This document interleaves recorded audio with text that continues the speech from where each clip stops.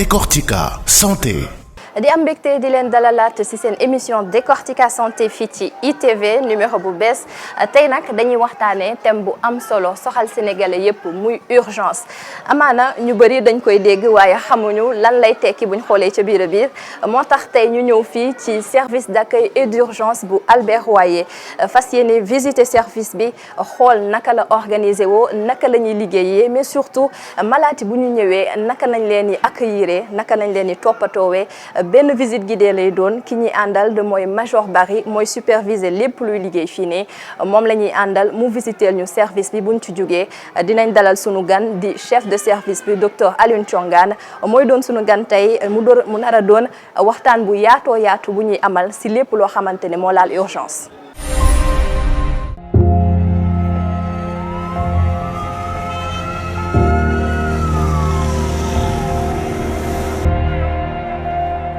mu doon médecin pédiatre infirmier ak aide-soignant ñaar fukk ak juróom-ñett lañu yuy liggéeyee fii ci SAU bu Albert Royer Major Barry di superviser liggéey bi yépp.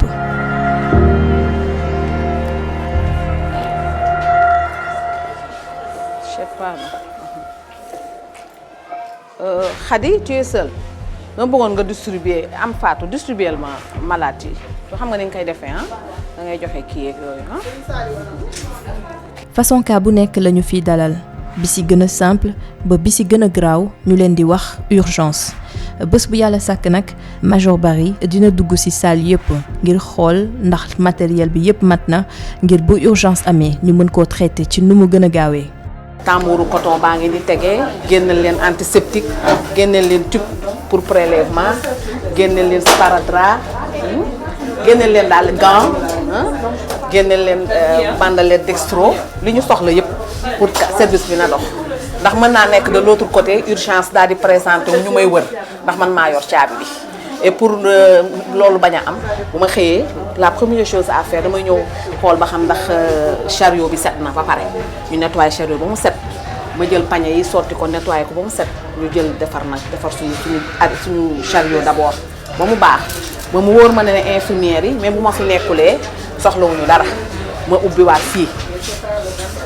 daal def samay bulletin samay ordonnancier képp loo xam ne tam médecin dina ko soxla que man nekk sur place wala ma bañ a nekk sur place. liste yi moo nekk cas yi nga xamante ne moom la ñu war a traité tey hall bi mu ngi fees dell ku ci nekk toog di xaar sa tour ñaari infirmières yi ñooy defar dossier xale yi.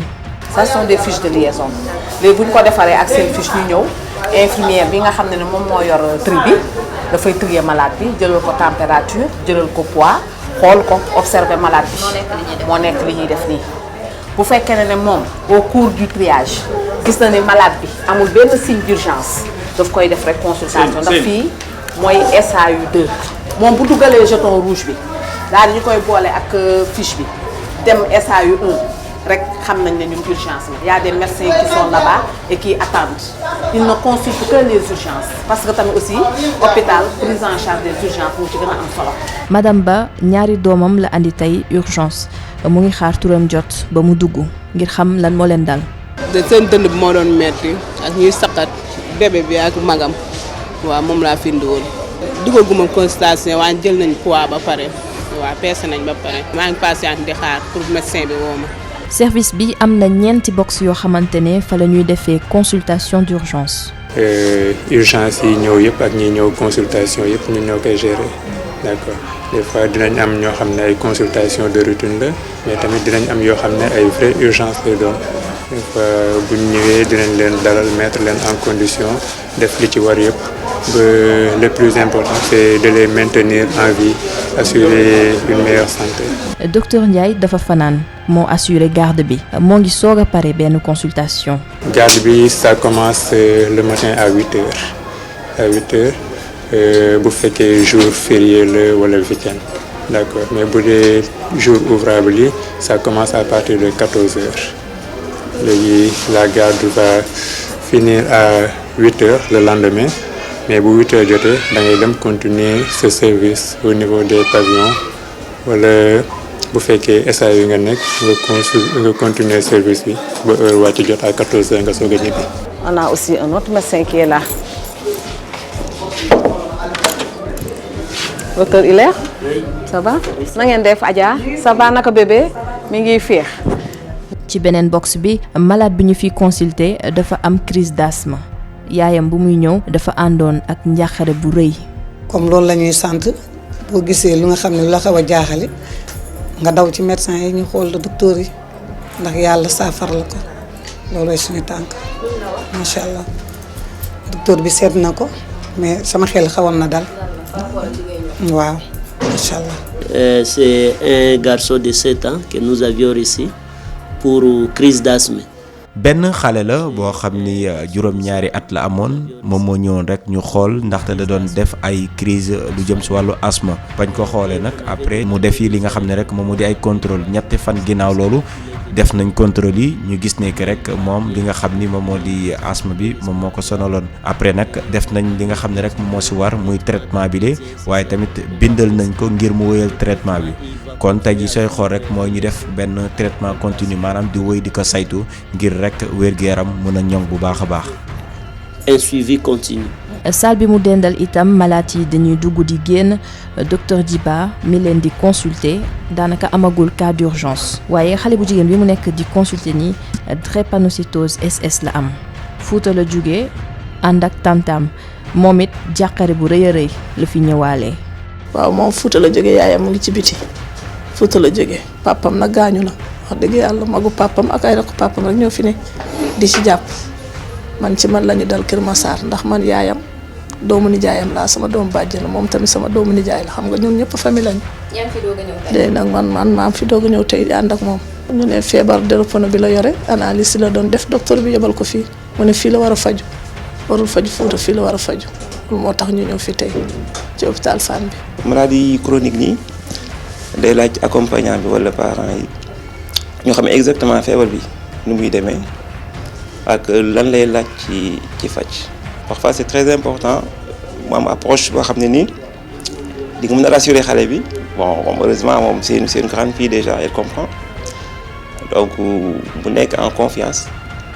parfois même moom si bopp ngay laaj après maintenant parents yi ñu compléter ça permet de les impliquer davantage et d'apporter quelque chose de positif dans la prise en charge. mais on a quand même des sentiments malade bi boo gisee nii dafa sonn mu ngi yëg métit que feebar bi dafay chronique da koy topp bien sûr que di nga am lu ñuy tuddee empathie quoi di nga ko sentir di nga mel comme soo nekkoon place am donc empathie boobu day am mais du influer ci qualité bi ñu war a am ci prise en charge. fii ci SAU bu Albert Royer malade bu pare consultation soxla ay soins dañu koy yóbbu ci salle de soins bi fii tam magasin la en même temps ndaxte produit yëpp daanaka fii la ñu koy denc. moo waraloon ma ne leen sànq le matin bu ñu xëyee première chose à faire mooy ñu ñëw duggal fii matériel bi nga xam ne moom la ñuy soxla yëpp parce que à tout moment il y a des soins à faire xam nga bu ko defee yëpp nekk à leur disposition prise en charge ba ñu am benn retard fii la ñuy njëkk a dugg. waaye su fekkee malade bi dafa sonn ba jéggi dayoo salle de déchocage la ñu koy andi benn liir bu am ñetti weer sax moo fi hospitalisé jafe-jafe nooyi la am. Docteur Ndiaye moo koy suivre. salle de déchocage. c'est pour relever le choc et le plus rapidement possible. gis nga médecin bi ngeen fekkoon sànq moo nee na leen moom moo fanaan moo fi nekkoon démb 8 heures ci suba ba heure bii mi ngi nii parce que am na urgence et devant l'urgence amul ñibbi toog la ba lever urgence am toog fii mën a jóge. dañ koy def comme suñu doomu bopp wala suñu rakk wala suñu mbokk bu ñu jege. léegi li ñuy bëgg ci kooku rek loolu la ñuy bëgg ci moom it donc moo tax dañ ciy def suñu kent lay kàttan luñ ci mën rek ñu def ko ci pour mu récupérer santé. surveillance bu régulière normalement di nga am médecin bi bu fi nekkul infirmier bi dina fi nekk tout le temps di surveiller malade bi. su choc bi dañee maanaam suñu sauver malade bi dañu koy hospitaliser ci beneen salle bàyyi ko fa nag mu récupérer ba muy génn. à partir de fii mën nañoo tane ba médecin bi évalué ba xam ne mën nañoo génn dem kër ga mais dañu am ay rendez-vous day am suivi tout comme on a des pavillons qui sont là on a le pavillon M le pavillon O le pavillon K am nañ sax léegi service de réanimation boo xam ne xale bi bu jógee fii bu fekkee xool nañ ne dafa des pour traitement bi dafa des dañ leen di yóbbu foofu aussi médecins yi nekk foofu ak infirmier def seen wàll ba malade bi gën a tane ñu doog kaa bàyyi mu génn. yenn malades yi dañuy agité comme xale bu góor bii. dafa ñëw ak ay douleur mais léegi moom ça va pour l'instant defaguñ traitement bi nag mooy dañ ko nekk di defal bilan. mën nañoo ñëw fii directement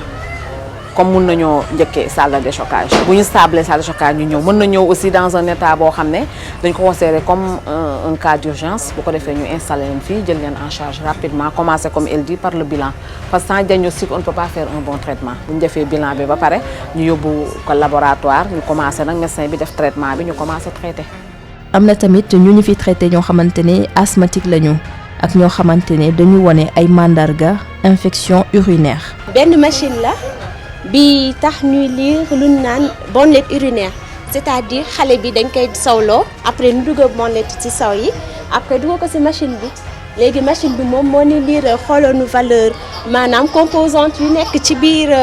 saw bi maanaam ndax saw bi am na infection wala saw bi am na deret wala am na lu ñu naan glucose maanaam suukar bu fekkee suukar si dafay yéeg torop si yaram bi mun na bëri ci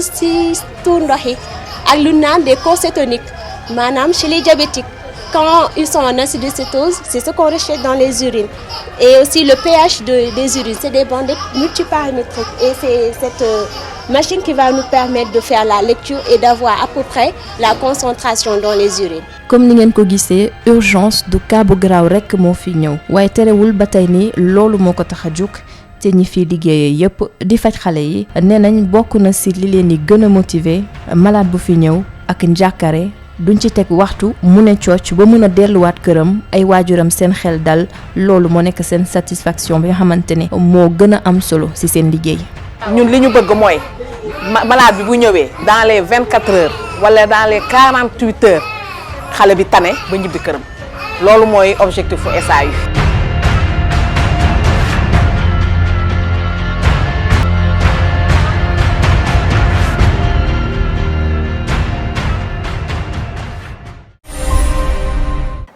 ñu ngi ak sunu invité docteur Alioune Thiongane mu nekk pédiatre nekk urgentiste jiite SAU bu Albert Royer docteur Thiongane dañuy tàmbale ak benn question bu simple bu ñu nee urgence lan lay tekki. Merci beaucoup madame Ba en fait urgence li mu tekki mooy situation boo xam ne bii y a un risque vital maanaam situation boo xam ne bii la suñu deful li ñu war a def rapidement xale bi mën na ñàkk bakkanam wala mu am problème par exemple di dox wala mu am problème di dégg wala problème ci gis bi quoi. Voilà loolu mooy urgence. D'accord est-ce que urgence ay cas yu extraordinaire cas yu urgent rek ngeen di faral di fi jot wala am na cas yoo xamante ne mën nañ ne ay cas simple lañu dañu ñëw def routine. Voilà ñëpp li ñuy recevoir fii parce que parfois population bi xamuñu lan mooy urgence quoi. C'est vrai que service bi dafa am ñaari partie dafa am une partie boo xam ne bii consultation de routine la moom mooy ku fi ñëw ak loo fi mënti ak lu mënti tax nga ñëw fii. boo ñëwee dañu lay consulter dañu lay gis moom mooy pôle froid bi. am na beneen côté boo xam ne bii moom mooy pour urgence yi c'est-à-dire mooy côté bi nga xam ne xale yi nga xam dañ présenter une situation d'urgence avec risque vital ou fonctionnel ñoom ñooy ñëw en consultation donc ñoom ñëpp la ñuy gis mais ñun bu ñu ñëwee fii dañ leen di catégoriser dañ leen di diviser en deux parties donc une partie nga xam ne ñoom la ñuy wax les non urgents mooy ñi nga xam ne dañuy ñëw def la procédure administrative procédure normale bi ak yenn cas yi nga xam ne c'est des cas urgents mooy xale yi nga xam ne dañuy ñëw soit dañuy def crise wala boog seen noyyi bi dafa gaaw wala boog ñu am problème conscience ñooñu bu ñëwee dañ leen di classe yóbbu leen ci catégorie urgence bi pour mu leen jël en charge rapidement. Docteur est-ce que mën nga ñu présenter service bi nga xamante ne moom ngay jiite fii. donc service bi service bu bees la ñu ngi ko inauguré en février 2019 et puis ça fait partie des premiers services ou le premier service d'accueil des urgences pédiatriques mooy service bi nga xam ne bii. urgence pédiatrie urgence xale rek lay jël en charge. Voilà mooy service bi njëkk ci Afrique de l'Ouest Afrique noire en tout cas. Voilà donc service bi ñaari façon liggéey moo fi am ñaari façon activité yi nga xam ne maladies yi nga xam ne amuñu urgence nga xam ne mën na ñëw pour soit dañ toog li yàgg lekkuñu wala ñu tayel et cetera ñooñu la ñuy jël ak beneen activité bi mooy activité nga xam ne bii que xale bu ñëw pour urgence ak lu mënti doon ak urgence bu mënti doon dañ koy jël en charge voilà en gros loolu mooy présentation service bi. est-ce que bi nga ko lancé nee nga yàggul 1er février 2019 amagul 1 an est-ce que boobu ba tey mun nga ñu xamale wala wax ñu tuuti ci liggéey bi nga xamante ne jot ngeen ko abattre. waaw def nañ fi liggéey bu am solo liggéey vraiment bu mucc ayib parce que déjà stagiaires yi fii ñëw xam nañ ni maintenant urgence dafa laaj organisation. dafa laaj am ay équipement dafa laaj am ressources humaines dafa laaj également am ay infrastructures donc loolu bi ñu ko mettre en place ça nous a permis non seulement réduire drastiquement taux de mortalité bi maanaam xale yi nga xam ne dañ daan ñëw am problème fu ñu leen hospitalisé wala faj bi yooyu wàññeeku na fi bu baax a baax taux de mortalité également mooy décès yi wàññeeku na bu baax a baax mais également l'offre de service consultation aussi yokku na parce que au début on voyait moins de 200 mais là on voit entre 200 et 300 malades donc loolu yëpp ça fait partie des résultats yi nga xam ne organisation bi ak mise en place service bi am jox nañu ko. bu ñu xoolee ci yeneen service hôpitaux yi presque Sénégal yëpp dañuy jànkonteel ay jafe-jafe ci wàllum matériel wala même ci wàllum ressources humaines est-ce que fii nii SAU ak li muy laaj yëpp ci wàllum jumtukaay est-ce que yéen amoo leen jafe-jafe ci wàllu boobu. waaw satisfaction à 100% amul mais mën nañu wax ni vraiment quand même des efforts ont été faits donc côté matériel presque à 90% ou à 80% on est satisfait li ñu soxla ñu ngi koy am ressources humaines également à 60%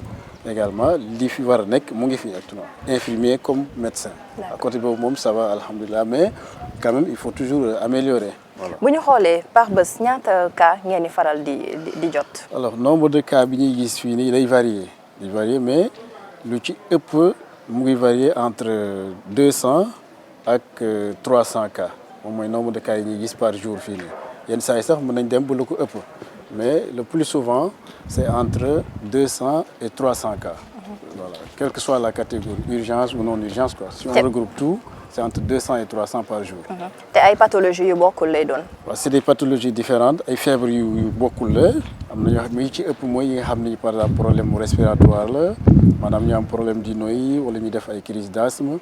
yeneen bi ci topp mooy yi nga xam ne ay infection la ñu am maanaam soit benn microbe bu nekk ci biir yaram bi donc di créer ay problèmes mën na doon aussi yi nga xam ne ay pathologies métaboliques par exemple ku def diabète ah wala boog yeneen pathologie chronique yi tension wala problème rein voilà mais yëpp pathologie yëpp yi nga xam ne mën na jot xale yi dañ koy gis fii. ci pathologie yooyu yëpp yan lañ ci gën a ràññee yu ngeen di faral di gën a jot ràññee ñun fii mooy pathologie respiratoire yi mooy ñi nga xam ne problème respiratoire bi la ñuy entraîner quoi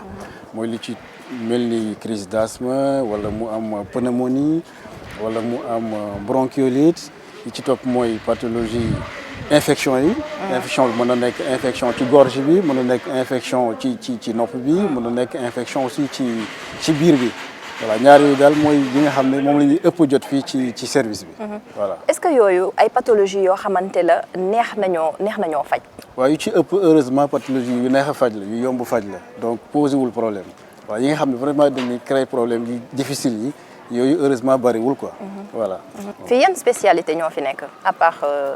urgentiste yi. à part urgentiste yi service bi. C'est surtout les urgentistes qui sont là. Après, c'est les généralistes. D'accord. Urgentistes yi parce que comme c'est un service d'urgence dafa war a am ñoo xam ne ñi su urgence bi ñëwee li mu laaj ñoom dinañ ko mën a def sur place. waaw day soxla ñeneen ñoo xamante tamit ñoo gën a polyvalent comme généraliste yi. exactement généraliste yi mooy ñi nga xam dañ polyvalent mooy ñi nga xam ne xale bi quelle que soit la situation su fekkee ne urgence ñoom mën nañ ko jël en charge maintenant su fekkee dafa laaj nag traitement spécialisé. ci biir hôpital bi am na yeneen spécialistes yoo xam ni soit dañ leen di woo ñu ñëw ci service bi xool malade bi wala ñun ñu wax malade bi mu dem ci ñoom su àggee foofu ñu xool ko. voilà mais le plus souvent c'est l'urgentiste qui est là qui est présent. est-ce que liggéey urgentiste yomb na. non yombul liggéey urgentiste yombul loolu quand même je l'avoue c'est pas du tout facile. parce que ça demande du temps ça demande beaucoup de volonté beaucoup de motivation. et malheureusement ñun population yi xàmmewuñu urgence ak lu nekkul urgence. ñoom dañ foog ne rek xale suñ indee seen doom ak lu ko mën di jot urgence la alors que loolu du urgence infirmier bi wala médecin bi moom mooy wax ne xale bi urgence la wala du urgence. mais nekkul ne parent bi mooy wax urgence la donc léegi déjà c'est un problème. Deuxième problème bi mooy su fekkee urgence la parfois c'est vrai que on remercie les autorités sanitaires et de cet hôpital parce que def nañ ay efforts yu bëri pour mettre ñu dans les conditions qu'il faut pour travailler. Parfois dañu am difficulté parents yi duñu am les moyens. donc médicaments yi ñu war a jënd ay perfusion wala yeneen garab yi duñ ko mën a jënd. te dans l'immédiat la war a te dans l'immédiat la war a disponible dañ ko war a jënd tout de suite ñu defal ko xale bi pour que mu améliorer. loolu yëpp c'est des difficultés yoo xam dañ koy rencontrer. voilà. bu weesoo jafe-jafe yooyu c'est vrai am na tamit pression boo xamante ne da ngeen koy dund ci seen liggéey. waaw c'est la pression mooy pression surtout bi jógee ci parents yi. parents yi ñoo ñuy gën a mettre la pression parce que comme ni ma ko waxee woon au début même bu ñuy ñëwee même su fekkee ne xale bi dafa am tuuti fièvre 38 par exemple loolu du urgence mais ñoom dañuy ñëw ne waaw kii urgence la parce que dafa am fièvre il faut ngeen jël ko tout de suite et cetera alors que am na ñeneen ñu gën a urgent ñu nekk fii di xaar donc pression bi ça vient surtout des parents il y a la pression aussi qui vient des autorités qui veulent qu'on fasse de bons résultats prendre tout le monde au temps qu'il faut et cetera. voilà donc il y a beaucoup de pression voilà. waaw peut-être sax am na beneen pression boo xamante ne mu ngi ñeel cas bu ñëw cas bu urgent mu wóor la ne que kii peut-être survie am si man la dépendre ak si sama personnel. ouais c'est ça loolu les vraies urgences effectivement ça c'est la définition même de l'urgence c'est ça c'est la pression qu'il y a derrière parce que quand on dit que quelqu'un c'est urgent. ça veut dire que kooku dañ ko war a jël immédiatement tout de suite. bu ko jëlul donc il y a un risque vital mën na ñàkk bakkanam mën na am problème après gis et cetera donc loolu c'est tout le temps mais loolu c'est pour nous c'est moins grave que la pression qui vient des parents et autres parce que loolu ñun on est conscient de ça xam nañ ni xale bi bu dee urgence la il faut nga defal ko lii ak lii ak lii après le reste maintenant on voit l'évolution naturelle des choses. après le traitement.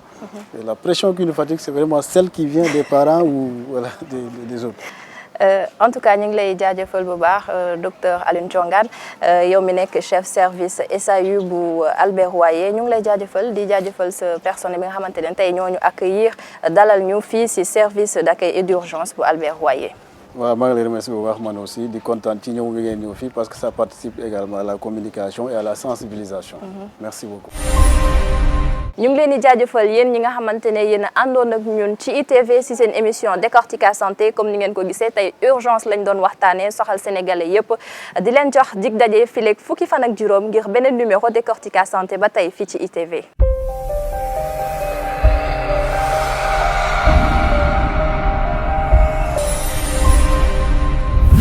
Décortica Santé.